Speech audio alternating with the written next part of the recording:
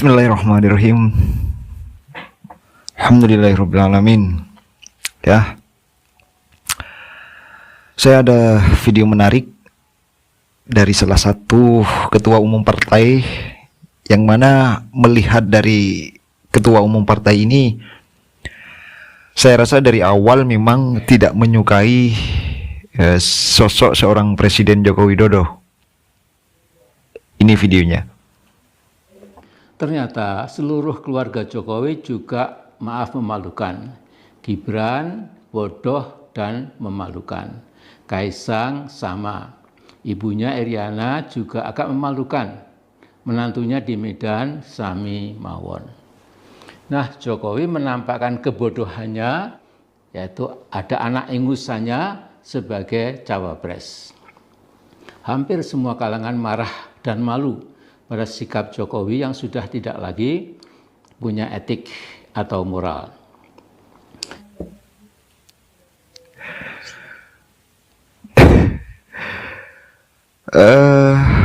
Dari pernyataan ini sebenarnya video ini sudah di take down dari YouTube-nya ya, dari channel YouTube Bapak ini, Pak Amin Rais ini. Saya sendiri juga sempat bingung menilai sosok politisi ini ya, politisi atau apa ya, saya juga nggak tahu. Ketua umum partai lah. Sampai begitu beraninya ngomong presiden seperti itu. Ya, kedengarannya bagi saya lucu sih. Ya, memang apa ya, memang nggak ada kerjaan dari awal. Memang bapak atau kakek-kakek ini nggak ada kerjaan dari awal. Makanya narasi-narasi yang dibawa selalu saja Presiden Joko Widodo yang dihujat gitu. Yang dikatakan Gus Dur bahwa suatu saat Pak Amin Rais ini akan menjadi gelandangan politik. Dalam upaya mencopot Anda, siapa orang yang paling bertanggung jawab atas pencopotan tersebut menurut Anda? Dua. Siapa? Amin Rais dan Megawati. Mengapa? Hah? Tanya sana dong, kok tanya. Nah, kalau memang Megawati dan Amin Rais dianggap orang yang paling bertanggung jawab atas pencopotan Anda, apakah Anda dendam sama mereka? Nah, ngapain dendam sama Amin? Artinya Gus Dur sudah melupakan itu, sudah memaafkan. Maafkan, lupa sih enggak. Ya, dan ini menjadi kenyataan sampai hari ini, sudah menjadi kenyataan. Kemana-mana giringan opininya ya selalu ini kontroversi. Untung saja video yang tadi itu di take down ya. Kalau nggak di take down, habis tuh orang. Bagaimana dia bisa menghujat presiden demikian rupa? Dia mengatur tingkat MPR waktu itu. Dia nggak becus. Masa zamannya Gus Dur saja, ya kan? Dari masa reformasi ke masanya Gus Dur ini, dia menjadi MPR. Setelah itu udah habis masanya sampai hari ini. Makanya yang digiring PKI lah, ya ngata-ngatain yang bahasa yang tidak elok didengar lah, yang tidak baik untuk didengar, baik untuk generasi bangsa ya. Dan sekarang dia menjadi ketua umum partai umat, yang sampai hari ini saya juga nggak tahu visi dan misi partai umat ini apa gitu. Kalau memang dia politisi yang baik, kok bisa kalah ketika pemilihan ketua umum PAN kalah kepada si Pak Zulhas gitu.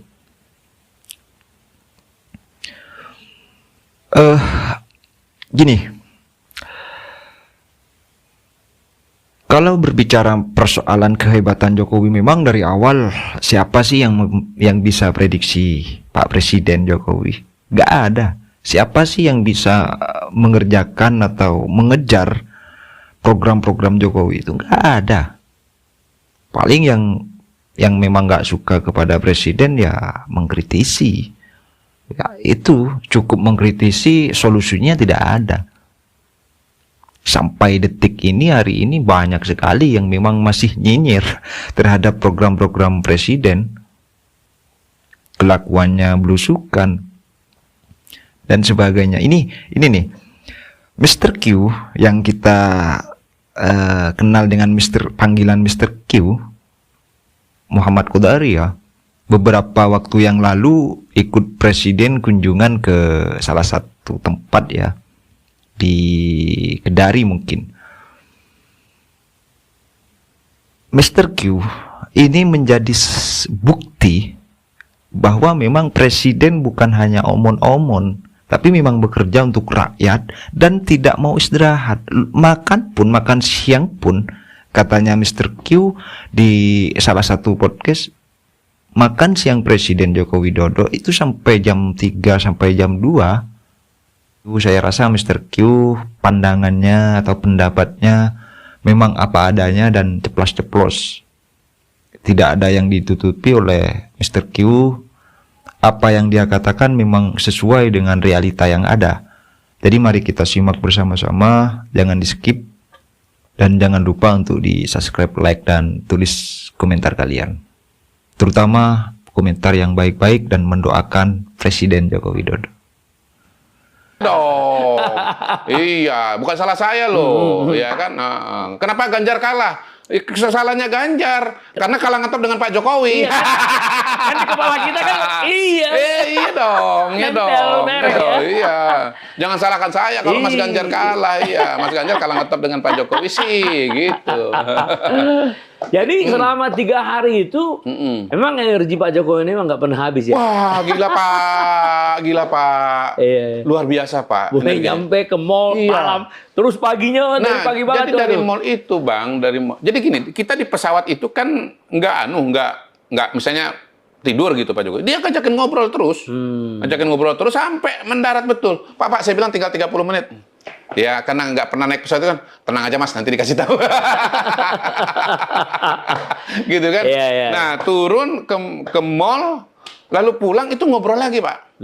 Ngobrol lagi dia ngajak ngobrol lagi di hotel. Di hotel ya? Iya, saya dengan Pak Pratik ngobrol dengan beliau. Pak Pratik itu mungkin karena kecapean atau kegiatan itu udah ngantuk. Pak, saya ini Pak izin dulu. Gitu kan, berdiri dia sudah. Pak Jokowi masih ngomong terus. Duduk lagi propnya kan gitu. Nah, ngobrol lagi kan gitu. Pak Pratik berdiri lagi. Saya karena udah lihat Pak Pratik berdiri 2 kali, saya ikutan berdiri. Supaya Maaf Pak, kan artinya kan memang udah urgen ini kan gitu. Jadi Pak Jokowi itu Bang, kalau kami nggak tinggalin, masih nggak ngobrol tuh. Besok pagi jam 7.30 Bang udah jalan lagi Bang. Gila. Non-stop itu. Ke pasar. Pasar tuh dia muter kan, lihat. Fisiknya memang luar biasa ya. Fisiknya luar biasa. Jadi memang masyarakat yang dikunjungi oleh Pak Jokowi, yang belusukan Pak Jokowi itu memang saya melihatnya begini, kunjungan Pak Jokowi itu bukan hanya kalau dari sisi Pak Jokowi ya, itu adalah kegiatan teknokratis, komunikasi publik, tapi buat rakyat itu pesta rakyat, Bang. Kenapa? Ya orang kumpul semua. Orang kumpul semua, ya. Pak Jokowi itu sangat populer. Bisa juga dianggap istilah saya sebagai konser gitu. Pas kami makan di Cafe Bakau itu, kan agenda kan ada beberapa. Ya, Pak Menteri kan tentu dan protokol kan tahu udah punya agenda kan, udah jadwal. Habis makan, kira-kira pada makan gitu, Pak, agenda berikutnya. Udah berdiri nih. Orang udah pada berdiri, termasuk juga berdiri. Pak Jokowi ngomong begini, masih duduk. Sebentar, kita tunggu lagunya selesai. Sangat menghargai penyanyi itu, Pak. Iya. Dia sangat menghargai penyanyi itu. Kita tunggu lagunya selesai. Baru cabut. Baru dia cabut. Jadi ini orang hatinya. Iya, jiwanya. Selembut salju. Salju lembut ya, Bang? Selembut kapas. Hatinya memang lembut sekali, Bang. Jadi itu saya melihat, itu momen di mana saya melihat dan mengalami langsung. Itu beda. Betapa halusnya perasaan Pak Jokowi itu. Apresiasinya, penghargaan kepada orang. Kan nggak ada susahnya. Dia berdiri aja kan langsung pergi aja, Pak. Tapi yang nyanyi itu, lagunya tuh kira-kira tinggal 1 menit, 2 menit gitu loh, Bang. Dia tungguin, Bang. Dia nggak mau mengecewakan Nggak penyanyi. mau mengecewakan penyanyinya itu, Bang. Iya, ditunggu sampai penghormatan sampai deh. selesai penghormatan, Bang. Saya bilang nggak gimana ngalahin orang ini yang memang jiwanya begitu, nempel kepada rakyat. kepada rakyat yang jiwanya begitu besar, hatinya begitu lembut, Bang. Ya. Jadi elemen kepribadian Pak Jokowi itulah yang membuat komunikasi dia dengan rakyat itu menjadi sangat powerful, Bang. Ya. Sangat kuat gitu. Pulang itu, Bang. Habis dari kunjungan ya, dari pagi, siang, makan siangnya aja baru jam 2 kalau nggak salah itu, Bang. Untung Orang udah begini-begini. Iya. Tapi protokol itu, Bang, udah paham dengan Pak Jokowi. Orangnya nggak gampang lapar, terus kegiatan bisa agak panjang-panjang. Jadi di mobil itu makanan tuh selalu lengkap gitu. Iya. Untuk mengisi Iya. Pagi-pagi itu, siang-siang itu di salah satu pasar beli jagung rebus, Bang. Ya. Ada jagung putih. Oke, dari video ini sudah kita bisa tarik kesimpulan bahwa memang tidak benar apa yang sudah diopinikan selama ini, bahwa presiden hanya belusukan, pencitraan, dan sebagainya. Bahkan Pak Yusuf Kalla ketika ditemui oleh media mengatakan, kenapa sih Jokowi harus turun langsung ke pasar, keliling pasar, tanya harganya itu, tanya harga ini, celana, baju, kata Pak Yusuf Kalla. Namun Pak Yusuf Kalla enggan juga turun ke lapangan, dalam artian ke pasar gitu. Terus kemudian saya punya cerita bahwa seorang Najwa Shihab sekalipun, ya, Najwa Shihab sekalipun ketika Mbak Nana ini ikut kunjungan ke, beliau menghadapi presiden, ikut serta kunjungan ke sana, ikut dengan presiden, Mbak Nana ini sampai sakit. Dari saking capeknya ya, dari saking Mbak Nana ikut nggak makan, keliling terus, sampai ditawari oleh roti, pisang, Mbak Nana nggak mau. Ya. Saya sudah hafal, kalau kunjungan ke lapangan makannya pasti sore gitu. Maka saya selalu bekal. Roti saya keluarkan, saya tawarkan ke Najwa Shihab, ke Nana yang waktu itu ikut. Nana tidak mau. Lihat roti sudah kayak begini, keluar dari celana pasti tidak mau. Dari sanalah sebenarnya bukti bahwa presiden ini memang kalau pekerjaan tidak selesai, harus selesai targetnya begitu. Terus kemudian Pak Jokowi banyak sekali dari 2014 sampai 2024 yang silih berganti orang-orangnya ya. Silih berganti bagaimana dia dikritisi. Ini program yang tidak berguna dan sebagainya. Kita ketahui juga sebelum masuk koalisi ya, 2014-2019 Gerindra, PAN, kader-kader Gerindra dan PAN sangat tajam sekali ketika disuruh mengkritisi program-program Jokowi. Tapi ketika dia masuk pada koalisinya Pak Presiden, lambat laun bisa berubah dan sudah mulai sadar juga gitu, bahwa ini penting untuk perubahan bangsa, ini penting program ini untuk bangsa. Nah itu adalah salah satu untuk bukti bahwa presiden ini memang bekerja untuk rakyat gitu. Banyak sekali sebenarnya bukti-bukti yang memang dikerjakan oleh presiden, termasuk nih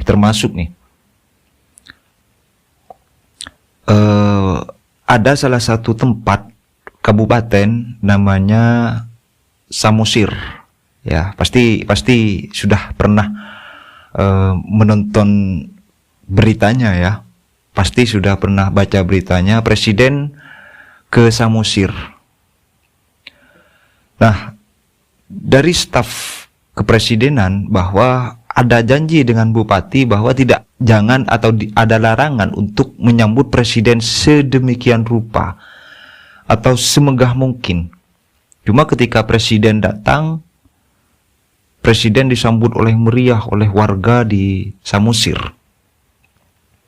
Ketika ditanya oleh staf kepresidenan kepada bupati, kenapa kok disambut seperti ini, kok tidak sesuai dengan perjanjian di awal, kan begitu.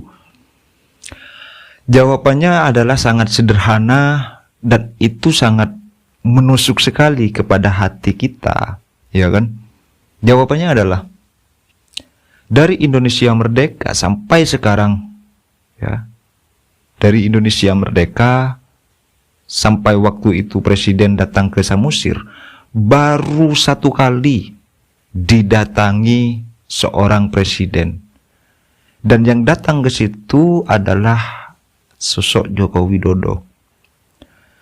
Jokowi ke salah satu tempat ya di Samosir. Dari katanya si bupati ini, dari alam diciptakan sampai waktu itu presiden kunjungan ke sana ke Samosir, dari alam diciptakan baru ada satu presiden ini yang datang ke sana. Bayangin. Ini hanya ada di era Pak Jokowi loh ya. Terus kemudian ketika saya melihat video ini, presiden saat kunjungan ke salah satu kota juga, dan kebetulan juga di sana ditemani Mbak Puan, Pak Jokowi datang ke salah satu pedagang, salah satunya yang dijual adalah jagung, jagung ya. Di sana Pak Jokowi dengan merakyatnya, dengan dia tidak menandakan bahwa dia adalah seorang presiden, dia mau makan jagung. Bayangin, makan jagung. Ketika ditanya oleh salah satu stafnya, staf presiden, Pak Jokowi sepertinya sangat lapar sekali. Apa jawaban dari presiden? Ya, memang saya dari pagi sampai sekarang saya belum makan dan sangat lapar. Makanya dinikmati terus makan jagung oleh Pak Presiden ya.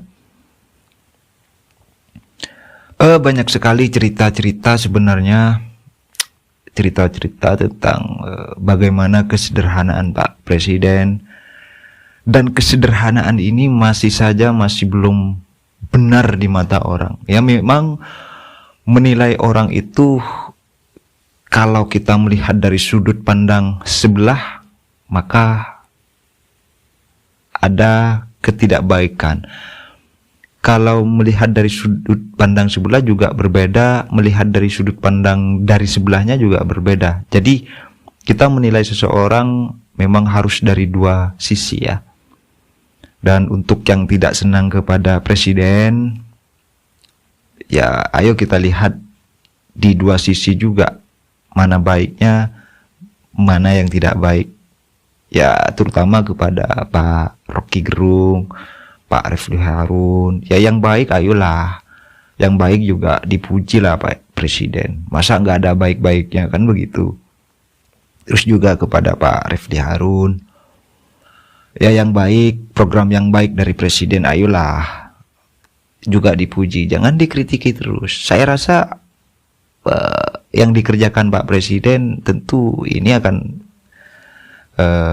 ada baik-baiknya juga, ada yang baik ya, ada yang memang tidak baik, tapi sejauh ini saya tidak menemukan yang tidak baik. Semuanya baik, kan begitu. Ya itu doa saya terhadap presiden, semoga tetap dilindungi dan semoga diberikan kesehatan, dilancarkan sampai nanti di akhir jabatan tanggal 20 Oktober ya. Kira-kira kalau doa kalian sobat semuanya, apa doa untuk presiden kita tercinta ini? Di Indonesia adalah sistem demokrasi yang mana kepemimpinan dibatasi sampai 2 periode saja, dan Presiden Joko Widodo juga sudah memberikan amanah program berkelanjutan kepada Pak Prabowo Subianto. Semoga doa saya, semoga Pak Prabowo Subianto meniru jejak langkah dari Joko Widodo, di mana benar-benar untuk kerja untuk rakyat Indonesia dan untuk kemajuan bangsa dan negara.